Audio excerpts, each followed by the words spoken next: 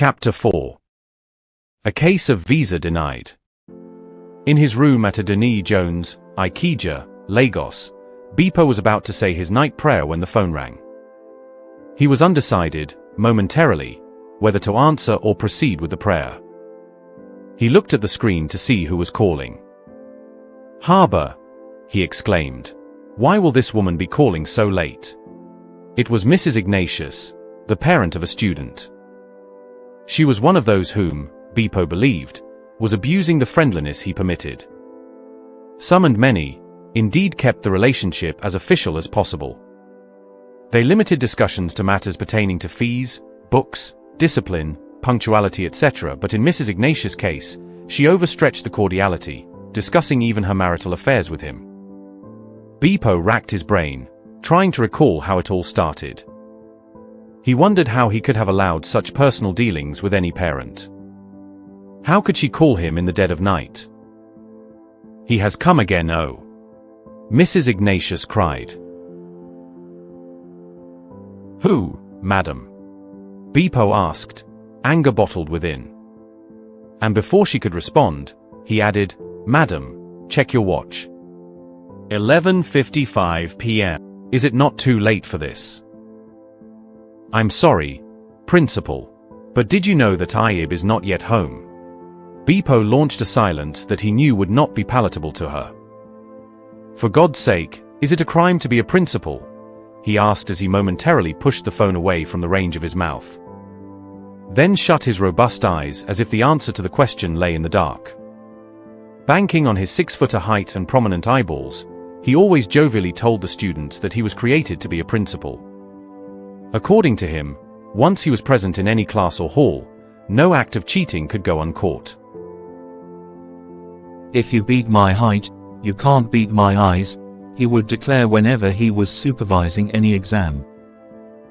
The fact was that the man seemed to have every trait maximally, if not in excess. His complexion, for instance, was as fair as that of the yellow ant that the Yoruba called Salomo. While his was a voice that hardly needed a loudspeaker no matter the size of the crowd he was addressing. Bipo yet had another tale that the students often branded Tory. "When I was growing up in the village and my family was working on my father's farm, Salomo used to bite my brothers and sisters, especially when we were harvesting kola nut whose trees one had to often climb. But Salomo never bit me because my skin bore the same color as theirs." That was the extent to which Bipo could be down to earth in the school, though he combined humor and compassion with seriousness wherever required. What he, however, hated was being taken for granted or overstretched, as, he believed, Mrs. Ignatius was now doing. He had told her that she needed to have a lot of patience to let the wound heal. She had wronged the man, he believed. She had terribly wronged him, and the man had cause to be upset. As a matter of fact, he thought, only very few men would still allow the marriage to hold in whatever form. A year earlier, the family had been planning to relocate to London. Mr. Ibe was a manager in an oil firm, earning what a bloody teacher like Bipo would call an armed robber's salary.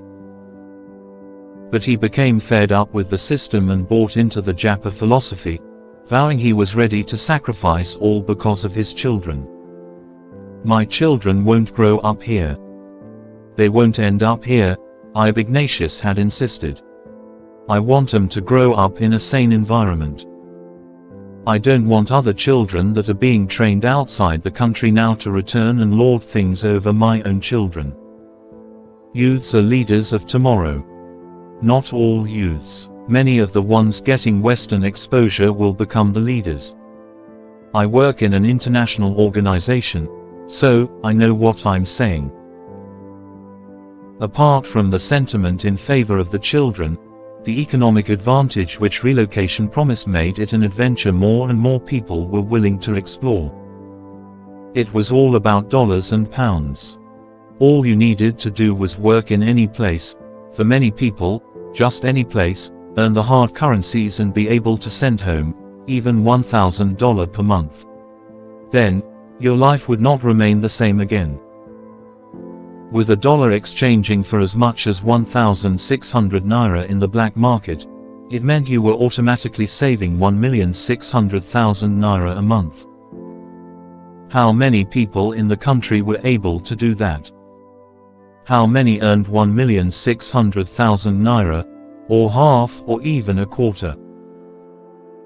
How many, in a country where lawyers could earn as low as 15,000 naira monthly and some teachers were being paid the same or less as salary? Mrs. Ignatius greatly loved the Japa idea. She had learnt tailoring and hairdressing, including the traditional Yoruba Arundidi, having understood that the crafts fetched a lot of money in the UK.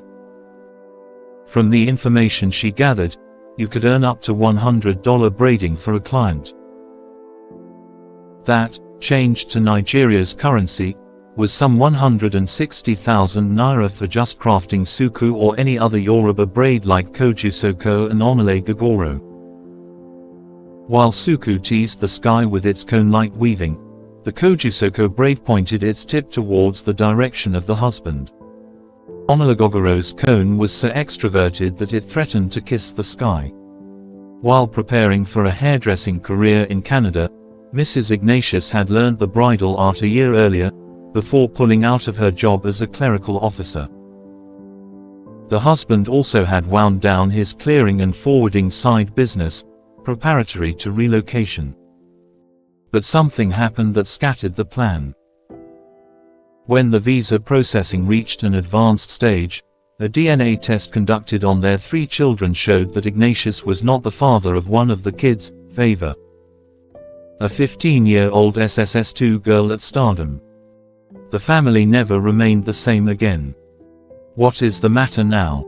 Beppo asked, after his long silence, which the woman felt lasted 100 years. "He still doesn't believe I did not cheat on him. He is now saying Favor and I have to go." "Go where?" "He says we should go and stay with Favor's father." Has Favor learnt of the entire saga? Does she know about the paternity crisis? No, I don't think so, but there is a kind of suspicion on the part of Lai, her brother. He has been asking some disturbing questions lately. He says there must be a reason, a key reason, the embassy turned round and denied us the visas. I think he has read up why families may have visa issues. So, is he suspecting a DNA crisis? Honestly, I can't say. There was a stretch of silence. She added, "I've left home 2 hours ago, as we were discussing the matter." "Principal, don't you think he might never come back?" Beppo had no answer. He was equally set for his own relocation, believing he would soon have respite from the Ignatius's saga. Experience taught Beppo several lessons about running an elite school like Stardom. He hoped some of these would be relevant in his next station. He knew culture and policies differ from one country to another. But no experience was a waste. Every parent wants respect, and many seek to keep their pride. Some are rich, considerate and humble. Some are rich, selfish and nasty. While all these traits reflect in the behavior of the children, they kept the management on its toes as it pushed to achieve goal. Beppo reminisced on some of the major incidents that defined his stay at Stardom. He hoped that, someday, he would detail these in a book. He prayed his job in the UK would give him enough time to work on his professional biography. Among the memorable stories he would love to share was the sacking of Mr. Ayasoro, the government teacher. At her GRA, Lagos, home, Mrs. Mary Liddell relaxed on a sofa, watching a movie. It was a Nollywood stuff, the type she liked, a romance. Some 5 months ago, had been a devotee at Z World, savoring Indian soaps that dripped with love scenes and intrigues. But recent visits to the cinema, where she saw about 5 Nollywood productions, rekindled her love for Nigerian films. It was around 1 a.m. Her 3 children had all gone to bed. She was the only person in the sitting room. Her husband, Dele, was away in Abuja, where he worked as a senior civil servant. The kids could turn naughty and up excuses to hang around the medium-sized plasma TV, but she had mandated them to always go to bed at 10 p.m. The youngest, Bibi, was particularly notorious for wanting to flout the order, especially when her father was around. When you thought she had disappeared into the bosom of sleep, you looked in the direction of the sitting room door and saw her mischievous eyes peeping through the blinds. Then a mild battle would start between mother and daughter. It was Dele who, at times, pleaded for her or fought on her side so that she could stay awake till 11 p.m. On such nights, the mother would insist Dele wake Bibi up in the morning, knowing how tough it could be to get her on her feet. In the movie, a female physician, Dr. Ajayi, was about to conduct a cesarean section on Bimbo, a bosom friend of hers. It was a task the doctor was quite happy to undertake, aided by 3 other colleagues. 2 of these were invited from a general hospital nearby because of their expertise and experience. The 3rd worked at Legacy Memorial Hospital, a private establishment. Many people had reservations about government hospitals. They dreaded them because of the large crowds they attracted, which usually left doctors overwhelmed. They were also often bogged down by inefficiency and corruption. Nevertheless, government hospitals were still famed for having some of the best consultants in the country. Therefore, regarding CS matters, many patients preferred taking the operation in public hospitals.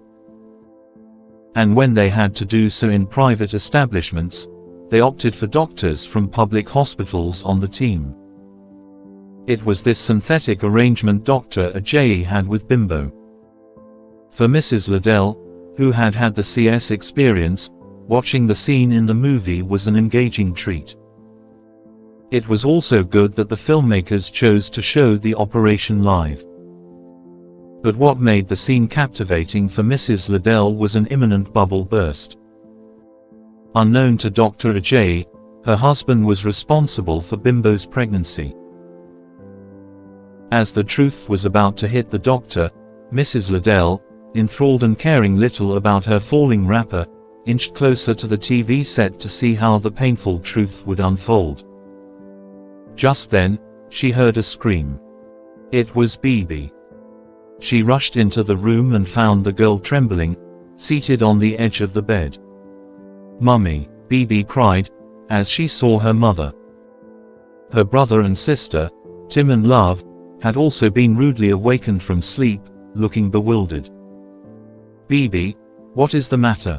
the mother asked, as she carried the girl and cradled her in her arms. "It's Mr. Waller." "Mr. what? Who is Mr. Waller?"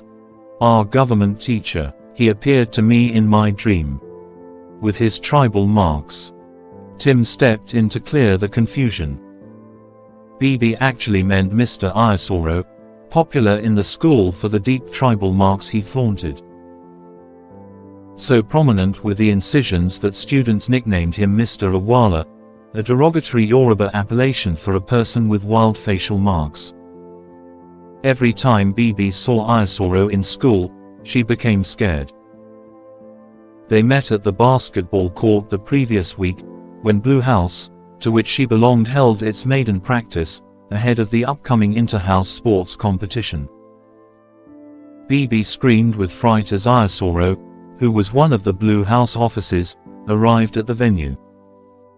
Every effort by Mr. Ayasoro to allay the girl's fear was unsuccessful. Eventually, Bibi had to be reassigned to Green House, where Tim belonged. None of the Liddells slept again that night. Twice, Bibi's mum tried to pet the girl into sleeping. Twice the girl dreamt, crying out about Mr. Waller. Mrs. Liddell could hardly wait for daybreak to launch a complaint at Stardom.